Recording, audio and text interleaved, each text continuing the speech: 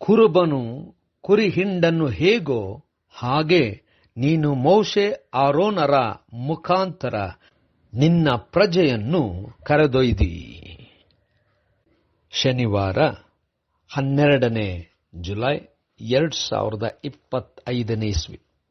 ಈ ದಿನದ ವಾಕ್ಯ ಧ್ಯಾನಕ್ಕಾಗಿ ನಾನು ಆರಿಸಿಕೊಂಡಿರುವಂಥ ವೇದ ಭಾಗವು ಆದಿಕಾಂಡ 32 ಅಧ್ಯಾಯದ 6 ವಚನ. ತರುವಾಯ ಆ ದೂತರು ಯಾಕೋಬನ ಬಳಿಗೆ ತಿರುಗಿ ಬಂದು, ನಾವು ನಿನ್ನ ಅಣ್ಣನಾದ ಏಸಾವನ ಹತ್ತಿರಕ್ಕೆ ಹೋಗಿ ಬಂದಿದ್ದೇವೆ. ಅವನು 400 ಜನರ ಸಮೇತ ನಿನ್ನನ್ನು ಎದುರುಗೊಳ್ಳುವುದಕ್ಕೆ ಬರುತ್ತಾನೆಂದು ಹೇಳಿದಾಗ ಎಂಬುವಂಥದ್ದೇ. ಕರ್ತನಲ್ಲಿ ಪ್ರೀತಿಯುಳ್ಳ ದೇವ ಜನರೇ, ಶುಭೋದಯ. ನಾವು ಅನೇಕ ಪರಿಸ್ಥಿತಿಗಳನ್ನು ಅರ್ಥ ಮಾಡಿಕೊಳ್ಳುವಂಥದ್ದು ತಪ್ಪಾಗಿರಬಹುದು. ನಮ್ಮ ಮನಸ್ಸು ಅನೇಕ ಸಂದರ್ಭದಲ್ಲಿ ಪರಿಸ್ಥಿತಿಯನ್ನು ನೋಡಿ ನಮ್ಮದೇ ಆದಂಥ ವಿಚಾರ ಮಾಡುವಂಥದ್ದಾಗಿದೆ. ಕರ್ತನಲ್ಲಿ ಪ್ರಿಯರೇ, ಈ ವಾಕ್ಯ ಧ್ಯಾನ ಮಾಡೋಣ. ಈ ದಿನದ ವಾಕ್ಯ ಧ್ಯಾನದ ಶೀರ್ಷಿಕೆ ನಮ್ಮ ಅನಿಸಿಕೆ.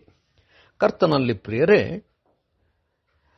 ಯಾಕೋಬನು ತನ್ನ ಅಣ್ಣನಾದಂಥ ಏಸಾವನಿಂದ, ಅಂದರೆ ಅವನಿಗೆ ಮೋಸ ಮಾಡಿ ತನ್ನ ಜೀವಕ್ಕೆ ಅಪಾಯ ಎಂಬುದಾಗಿ ಆ ಸ್ಥಳದಿಂದ ಹೊರಟು ಹೋಗಿದ್ದನು. ತನ್ನ ಮಾವನ ಮನೆಯಲ್ಲಿದ್ದು ಬಹಳಷ್ಟು ಆಶೀರ್ವಾದದಿಂದ ತುಂಬಿಸಲ್ಪಟ್ಟಂತವನಾಗಿದ್ದನು. ಈಗ ತಾನು ಮನೆಗೆ ಹಿಂತಿರುಗಿ ಬರುವಂತ ಒಂದು ಸಂದರ್ಭದಲ್ಲಿ ಏಸಾವನ ಬಳಿಗೆ ಹೋಗುತ್ತಿರುವಾಗ ತಾನು ದೂತರನ್ನು ಮುಂಚೆ ಕಳುಹಿಸಿ ಏಸಾವನ ಸ್ಥಿತಿಯನ್ನು ಮತ್ತು ತಾನು ಬರುವಂತ ವಿಚಾರವನ್ನು ಏಸಾವನಿಗೆ ತಿಳಿಸಬೇಕೆಂಬುದಾಗಿ ಹೇಳಿದ್ದನು. ಅವರುಗಳು ಅಲ್ಲಿ ಹೋಗಿ ಬಂದು, ಏಸಾವನು ನಿನ್ನನ್ನು ಎದುರುಗೊಳ್ಳುವುದಕ್ಕೆ ಬರುತ್ತಿದ್ದಾನೆ, ಅವನೊಂದಿಗೆ 400 ಮಂದಿ ಇದ್ದಾರೆ ಎಂಬುದಾಗಿ ಹೇಳಿದಾಗ ಯಾಕೋಬನು ಹೆದರಿದನು.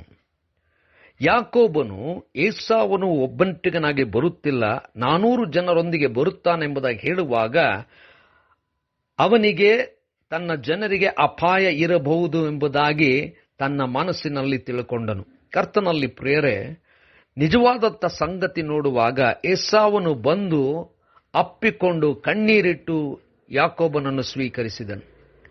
ನಾವುಗಳು ಅನೇಕ ಸಂದರ್ಭಗಳಲ್ಲಿ ಅನೇಕ ಸ್ಥಿತಿಗತಿಗಳನ್ನು ತಪ್ಪಾಗಿ ನಾವು ಆಲೋಚಿಸ್ತೇವೆ. ನಮ್ಮ ಮನಸ್ಸಿನಲ್ಲಿ ಒಂದು ವಿಧವಾದಂಥ ಯೋಚನೆ ಇರುವಂಥದ್ದಾಗಿದೆ.